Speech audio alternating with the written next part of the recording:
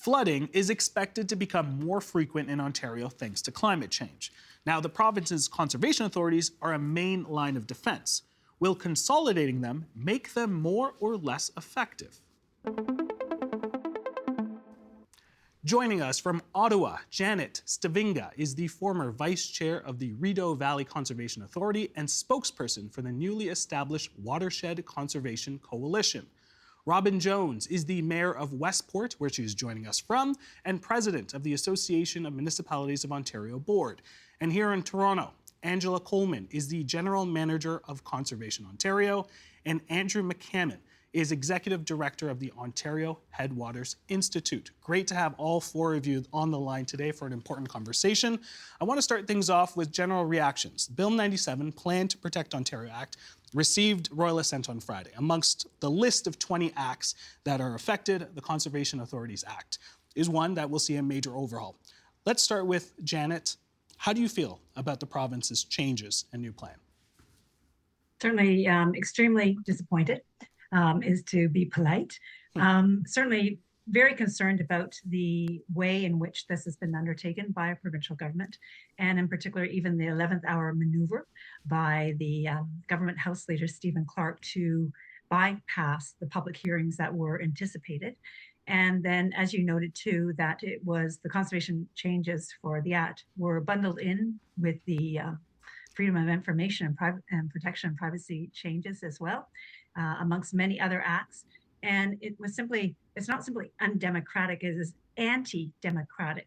And there is, this government is avoiding public transparency and scrutiny by the way in which they undertook this decision. Mayor Jones, your thoughts on the new plan?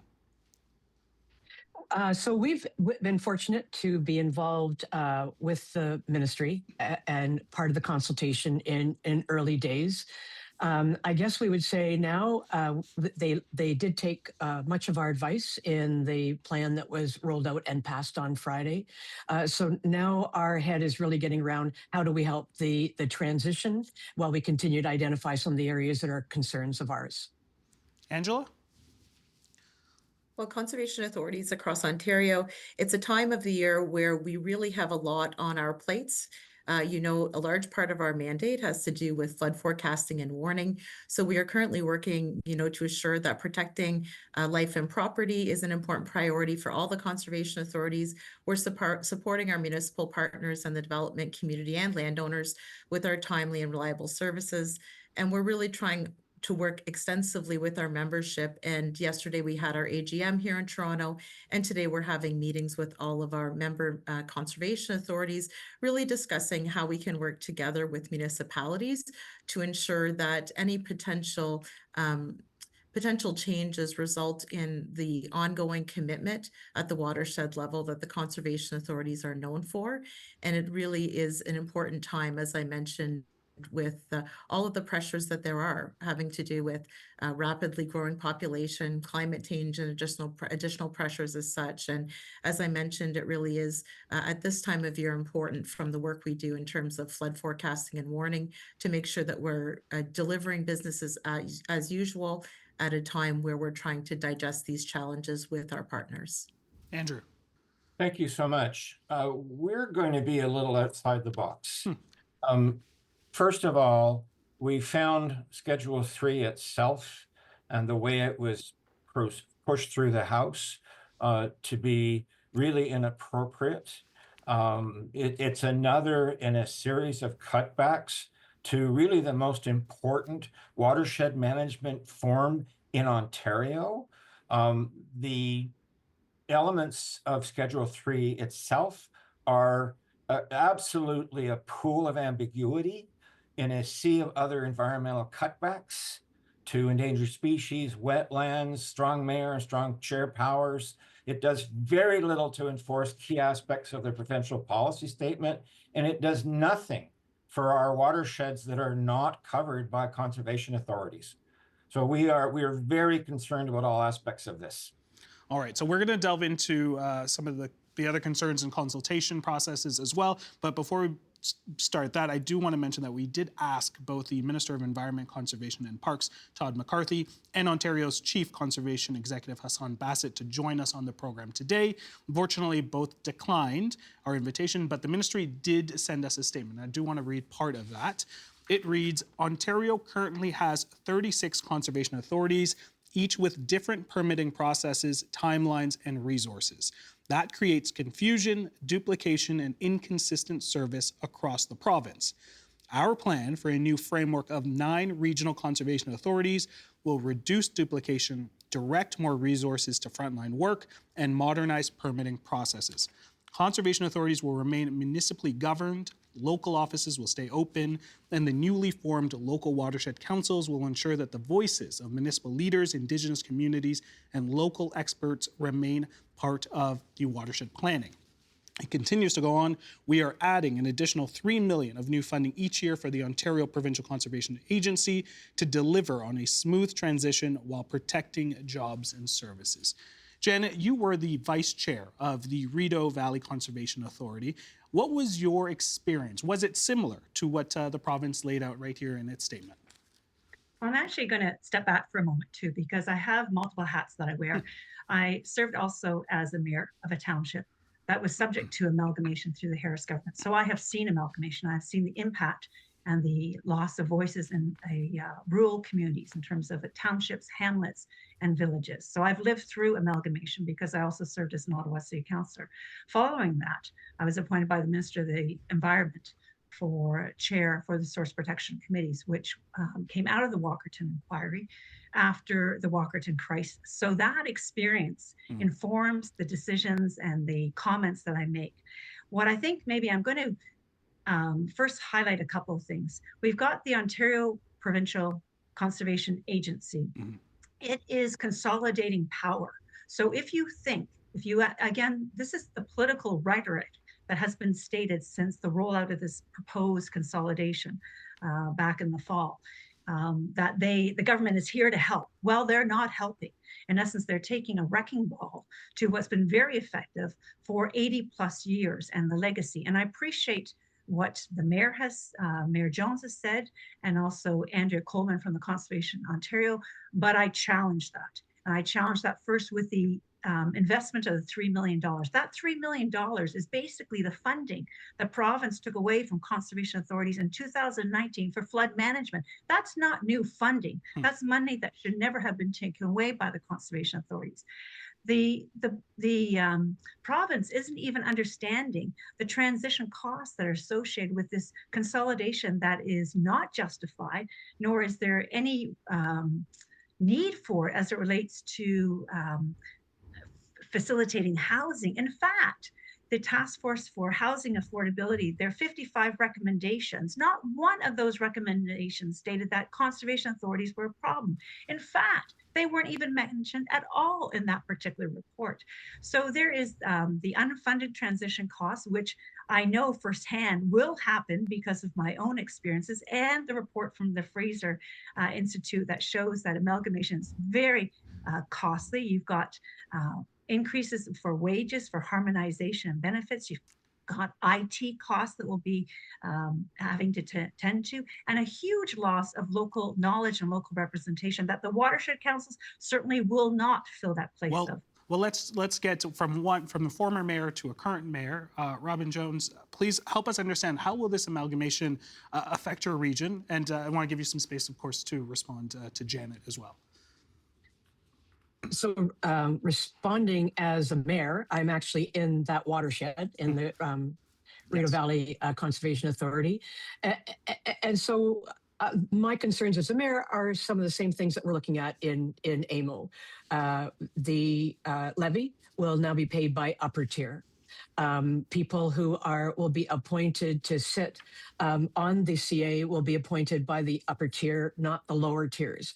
So both as a mayor of the community and as president of AMO, those are the kinds of things that we're looking for during the transition. There's a fair bit of role clarity that needs to be understood. Representation on watershed councils needs to be better understood. But I'm pretty pragmatic, and I understand the passion, and believe believe me, I've heard this across the province. And so AMO did a couple of things to begin with. We sent a joint letter with the Conservation Ontario to the minister, laid out our concerns. We put our submission on the ERO, which is a database to put forward your concerns to the government. And we sent corresponds as well. But now that we're here, we're shifting our position to the transition. And AMO is very much involved in working with the ministry on what was talked about, how that money will be allocated, sitting at the technical tables to ensure that some of the aspirations of the mergers will in fact come true. So it's a little bit now in the weeds, but AMO is well positioned at technical tables to continue raising our concerns. So I think I'll leave it there, Jay. All right. As you mentioned ERO, you meant the Environmental Registry of Ontario, just to put that on record. Yeah. Andrew, I know you want to get in there, so your response there. Oh, thank you. I think the minister's statement is a perfect example of government PR and the ambiguity that is involved in this process. We absolutely support AMO and Conservation Ontario working on the transition, but the minister's statement refers to the fact that the policies have to be harmonized. Now, about 7 years ago, this government harmonized the fees for permitting. At that time, we suggested very, very strongly that what needed to be done was that the policies need to be standardized. Now they're talking about that, but they haven't indicated at all a commitment to harmonize at the highest standard rather than the lowest common denominator. The ambiguities and the lack of trust that this government has been with its transparency and seriously understanding the 14,000 submissions where people have expressed their concern is an example of how this government is not being responsible or responsive. Well, let's talk about that transparency with consultations. Angela, last fall, the province held consultations and posted on the Environmental Registry of Ontario for public feedback on their proposal. You attended some of those consultations and meetings. What concerns raised did the ministry take into consideration? So I think, a number of us, including Mayor Jones, had the opportunity to attend regional consultation sessions. And those regional consultation sessions were key to gather perspectives and I think ensure that local expertise is retained. And I think, effectively what a number of municipalities, including some of the municipalities that are joining us today, expressed is we were concerned as a group about loss of local expertise, making sure that the watershed services, the stay on the ground, the staff on the ground, those with experience with local environmental decision making, they were able to continue in their roles to make sure they provide those essential community services that municipalities and communities across Ontario have come to rely on. And I know that across the piece, the main and really key function of conservation authorities that have made them successful on the ground for so long has been that local strong relationship process. And we really do want to make sure that those ongoing working relationships with municipalities, stakeholders in the community, the agricultural community, the business community, our Indigenous First Nations partnerships are maintained at the local level. And so at those consultation sessions, we did hear those concerns echoed. We made extensive comments as part of our submission that went into the Minister of the Environment, Conservation and Parks on December 22nd at the end of the year. And those submissions, I think, very thoughtful and capture they capture the experience, the expertise, and the perspectives of so many across Ontario. And I do encourage anybody that wishes to see those to go to the individual websites, whether of Conservation Ontario or others, to look at those, to see the detailed list of concerns that we put together as a collective, recognizing, of course, in a province as large as Ontario, those perspectives can vary from region to region. But overall, I think we did a lot to balance and make sure that local science-based watershed decision-making concerns were captured, maintaining the strong municipal involvement and oversight was captured, and that preserving those local relationships, staying connected, making sure that the programs and services continue without disruption at the local level. We heard that loud and clear in the consultation sessions. And we did see pieces of the consultation adjusted, included boundaries that were changed from the north and other areas to make sure that those particular concerns were addressed. So while the full proposal is not something, we can't speak on the government's behalf, and it's not a proposal we were asking for, we did our very, very best with a diverse group of a lot of members with a lot of concerns to put forward thoughtful recommendations for implementation that looks sensible. Now, before this conversation, we did speak to the mayor of West Nipissing about sort of the conditions that they are seeing right now. Andrew, help us understand. It is flooding season. It is only going to get worse in some communities right now as we see the winter thaw. How would this new plan affect flooding mitigation in communities in Ontario?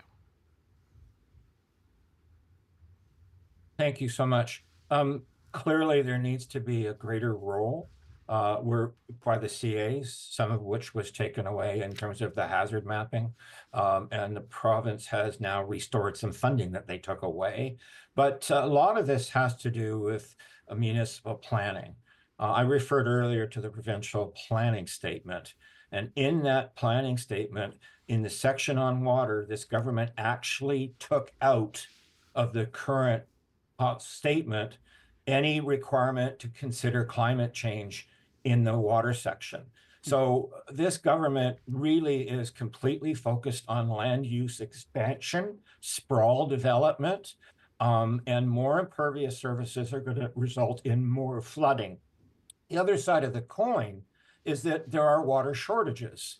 And I think this program has previously mentioned the moratorium on development permits in Waterloo because there's no water. So we went, I think Janet started out with Walkerton, which is a crisis caused by poor water quality monitoring. Waterloo is a crisis caused by poor water quantity monitoring. And this is we're going to continue to have flooding and inability to provide drinking water to our communities as this goes forward without integrating land use planning and watershed planning. All right, let's talk a little bit about solutions. Janet, I want to get you in here. Is there any room for consolidation or changes to Ontario's conservation system to support both housing and economic growth without compromising the Conservation Act's goal? Okay, if I could, I just want to step back for a moment again. Yep. When we talk about the consultation, the meaningful consultation, that has not happened. As much as the minister continues to repeat again and again, this is political rhetoric, that there's been a consensus, there has not been.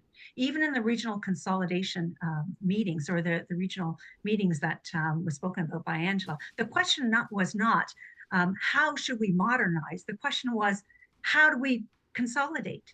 That was the question that was being asked. So, and even actually the ERO that's been cited, I'm not sure whether anyone in the province did, but we actually, through our group, through our Watershed Conservation Coalition, went through that ERO line by line by line by line. 97.5% of those respondents who took time, Ontarians who took time to respond, said no to a consolidation, and they said urge caution. And yet here we are today because this government has decided to recklessly move forward. And again, I appreciate the role of Conservation Ontario and AMO because they must be cordial with the government to keep the doors open. But this has been problematic, and they have literally undermined the legacy that was created in World War II. During World War II, with battles going on in Europe, they're here in Ontario because of issues with regards to water quality, erosion, the degradation of our environment. They invested in conservation authorities to be in partnership with our municipalities and the province. This is not partnership. This is taking control. And if anything needs to be done, it needs for Ontarians to stand up and push back. This government has rescinded other things that they've passed, and I can give you a list of them, including the Greenbelt, as well as most recently the JET. So again, Ontarians need to step up. Conservations are important. There's too much at risk. You will lose too much. Angela, I'll get you to respond there. Yeah, I think, we're very, very grateful for the amount of support that we've seen across Ontario. It's tremendous to see how community members, municipalities, volunteers, how much how much support they give conservation authorities, because they really do understand at the local level what is at stake whenever we change that system that's been working well. I think, the other piece of this is always that we are, at a time in history, I do think, where to lead at any level takes a lot of courage, it takes a lot of authenticity, and it takes a lot of different time stepping back. And I think, as someone that's leading and working on this day in and day out, I do think that there are opportunities in this piece of legislation that we do have to see as well. So both on the side of maintaining what it is that brings value, we must always look to the future. We look to the past for all of the important legacies and ways forward. As we look to the future, I think we also look at this particular piece of legislation and what's proposed, and there are pieces we can agree with. We can support the piece of the proposal that makes sure that at a time of global uncertainty that we're part of providing fast and predictive approvals, but at the same time, we can look back and say it's not a dichotomy where we have to choose one or the other. There is a way of doing both. There is a way of being part of the solution. All right, Robin Jones, I'm giving you the last word here. Where do we go from here, looking in terms of solutions, working with the government on some of what Angela, Janet, and Andrew had to say there, but where do we go from here? So I think some really good points have been made. We're well positioned on the transition committees. Some of them are under the umbrella of our confidential memorandum of understanding with the government. And so the people should be pleased with that there is no holding back information, but a lot of sharing. We still have to figure out what the levy regulation is going to look like. We need some clarity on the new framework, how people are appointed, and the public continuing to keep your mayors, your members of council informed. They will keep us informed, because one of the questions was, will this work? Well, we're all going to kind of walk together hand in hand with the government on this, but we can hold the government accountable if things are falling to the wayside where commitments were made. So AMO is certainly prepared to listen to those concerns and take them to the government once we're made aware of them. Thanks, Jay. We are going to have to leave it there. I want to thank you all for your insights and your passion on this topic. Thank you so much.